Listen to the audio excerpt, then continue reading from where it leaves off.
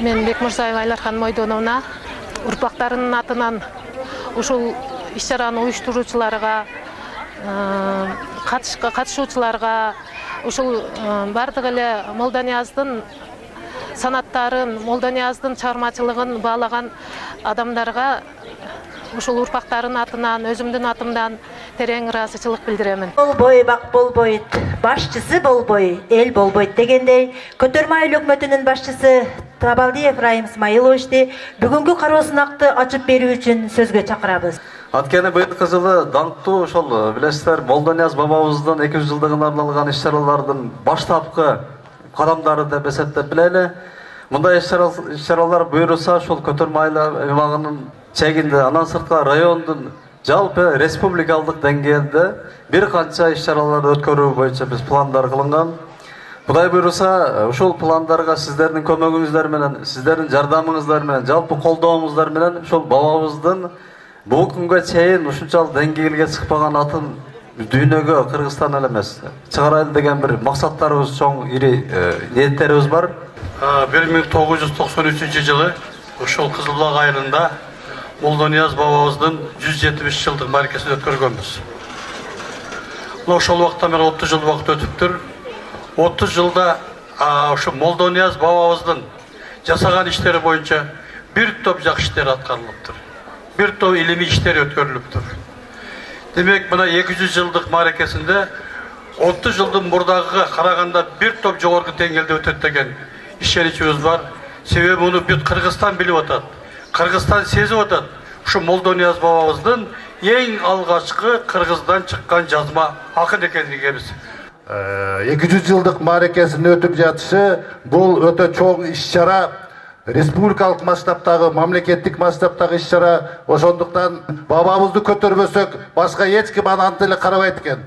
Андыктан мектеп программасында, башталыш класстын программасында, жогорку окуу жайлары программаларында бул боюнча окутулуп келишат, бирок жеткиликтүү деңгээлде эмес. Антсе дагы Молдонияз бабабыздын дагы чыгармачылык изилдөө иши али алдыда, окумуштуулар изилдеп жатат. Ошондуктан бүгүнкү иш-чарага мен ийгилик каалайм. Дагы бир жолу кичинекей болсо да бүтүшүмдү мен да кошом деп. Бүгүнкү биздин Дил Ордо чыгармачылык, Молдонияз атындагы Дил Ордо чыгармачылык коомдук бирикмесинде биз сиздерге окшогон карапайым эл, жөнөкөй айылдан чыккан аялдарды, инсандарды колдоп келебиз. Кандай чыгармаларыңыздар болсо, Молдониязды чыгармаларынын санаттарын элге жеткирип келебиз. Сиздерди колуңуздардан кандай талантыңыздар келсе, чыгармаларыңыздар болсо, бизге кайрылсаңыздар болот. Бүгүнкү иш-чарада катышып атканыңыздар үчүн бардыгыңыздарга ийгилик каалайбыз. Ассаламу алейкум, урматтуу жана кымбаттуу, касиеттүү, мындайча айтканда улуу атабыз туулган жери болгон Кызылбулак айылынын тургундары, сиздерди мына быйыл өзгөчө жыл 2023 жыл Кыргыз бир гана Кызылбулакта же кадам жайда эмес, Кыргызстан үчүн өзгөчө жыл. Анткени быйыл ошол сиздер менен биздин жалпы кыргызстандыктардын улуу ойчулу кыргыз адабиятынын, жазма адабиятынын жол башчысы Молдонияз атабыздын 200 жылдыгы. Мен эми ким сүйлөп атат экен дебеңиздер, мен дагы Молдонияз эми наймандар бардыгыбыз бөлүнүшпөк керек эмес, бирок бардыгыбыз ошонун урпактарыбыз. Тамашадан болом, аты жөнүм Азамат Абсатаров. Эми Молдонияз жөнүндө кыскача айтканда, мен дагы ошол журналистика ишимде жүрүп 2014 жылы чынын айтыш керек, Молдонияздын ушул Кызылбулакта үңкүрү бар дегенди угуп жүрүп, үңкүрүн көргөнү келгем. Эми капа болбоңуздар, ошол убакта үңкүрүн көрүп алып, кыргыз адабияты сыймыктанып аткан, үңкүрдө окутуп аткан дегендерде өтө кейиштүү жалбырактарды ичине салып, ушинтип мындай казан топтоп койгон экен да. Анан Молдонияздын үңкүрү каралбай калды деп Акипресс деген сайтка чыгарган элем. Бирок ошонун мына аралык өттү, бирок Молдонияздын өзүнүн урпактары бүгүнкү күндө республикага башкача таңазалап атат. Буга абдан сүйүнүп турабыз. Эгер бир кайсыл айылдан дейт баатыр чыкса дейт, ошол убактагы адамдар билет, кийинкиси билбей калышы мүмкүн. Бирок баатырды баатыр экендигин, кыйындын кыйын экендигин, акындын акын экендигин айтып турган анын урпактары болуш керек. Ошондой урпактар мына чыкты. мен мына 2 жылдан бері Молдониязға Бишкекте аралашып жүрөм. Біз бұл жерде 2 саап ырын билген болсок, Бишкекте менмин деген тарыхчылар, менмин деген илимпоздор Молдонияз жөнүндө ушул жерде отургандардан 100 эсе жакшы билишине мен өзүм ынанып жүрөм. Мына илим жактагандар таластан бери кече илим жактады. Ана Молдонияз боюнча илимпоз, белгилүү журналисттер аралашып жүрөт. Демек мен айтайын дегеним, болбоду дегенде ушул 200 жылдыктын аралыгында ушул нерселерди санаттарын гана окуп койбостон, ошону дагы башка Молдонияз бул мындайча айтканда кенчекен туугандар. Эми бирок бир нерсесин айтып коеюн, көп сүйлөбөйүн. Бул жерде ошол Айтмат үкабыздын дагы салымы көп болду. Анткени ушул мен билгенден 4-5 жылдан бери Молдонияз деп жүрөт. Молдонияз фондун уюштуруп, ушул иштер алдыга жылып атат. Эң нерсеси кызыгын айтып коелу, быйыл мына жакында Түрксой, түрк тилдүү өлкөлөрдүн башын бириктирген Түрксой чоң дүйнөдөгү таасирдүү Түрксой уюму Молдониязды быйыл белгилей турган болду. Түрк тилдүү Турцияда, Өзбекстанда, Түркменистан, Казакстан бүт буйруса бул Молдонияз атабыздын маарегелери бергенелет. Дайым бардыңыздарга жакшылыктар болсун. Эртеңки Нооруз майрамыңыздар менен мамлекетибизде тынчтык, стабилдүүлүк болсун. Ар дайым ушундай акындарыбыз даңазаланып, кадам жайыбыз гүлдөп, өнүгүп өсө берсин. Чоң рахмат. Чоң рахмат. Мастарбы, урматтуу бүгүнкү салтанаттуу иш-чаранын катышуучулары. Биринчиден мен Кыргыз жазма адабиятынын жол башчысы чоң атабыз Молдонияздын уюштуруу комитетине, айыл өкмөтүнө жана уюштуруучуларга чоң ыраазычылык билдирем. Насип экен 1993 жылы 170 жылдыгын өткөргөн кезде мен райондун жетекчисинин орун басары катары уюштуруу комитетинин мүчөсү катары анча-мынча салымдар бар. Мен айтайын дегеним, алдыбызда чоң маареке турат. Бул республикалык деңгээлге, эл аралык деңгээлге уже чыгып калды.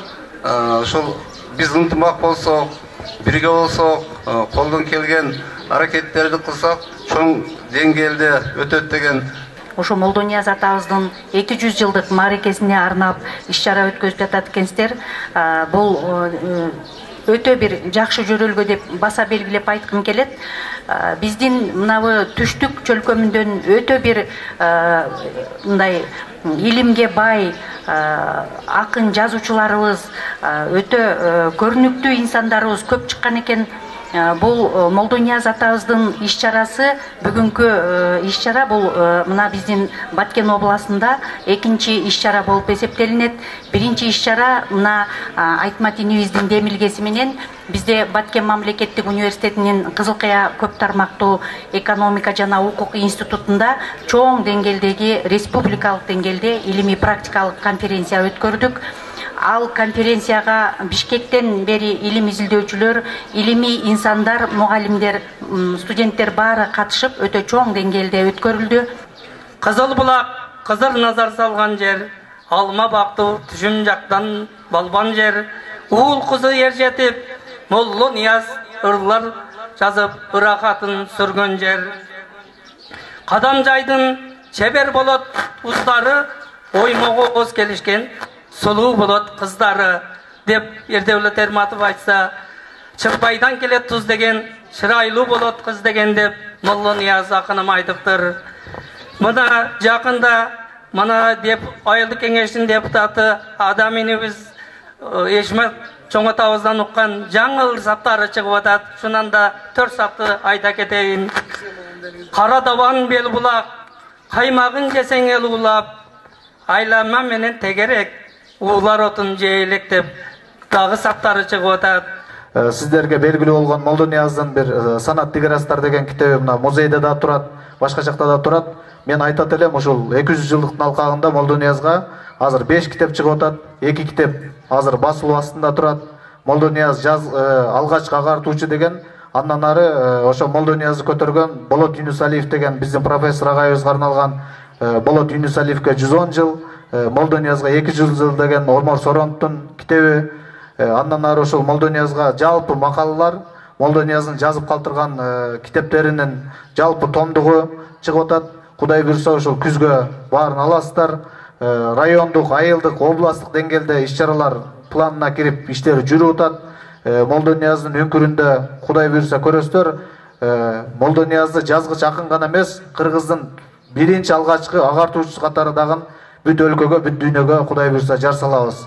Алдыда иштерди интернеттен, башка жактардан көрүп турасыздар. Баарыңыздарга, үй бүлөңүздөргө ден соолук, мына жаздын алды менен ушул жакшылыктарды каалайм. Ийгиликтер болсун. Жалпы келген конокторго ыраазычылык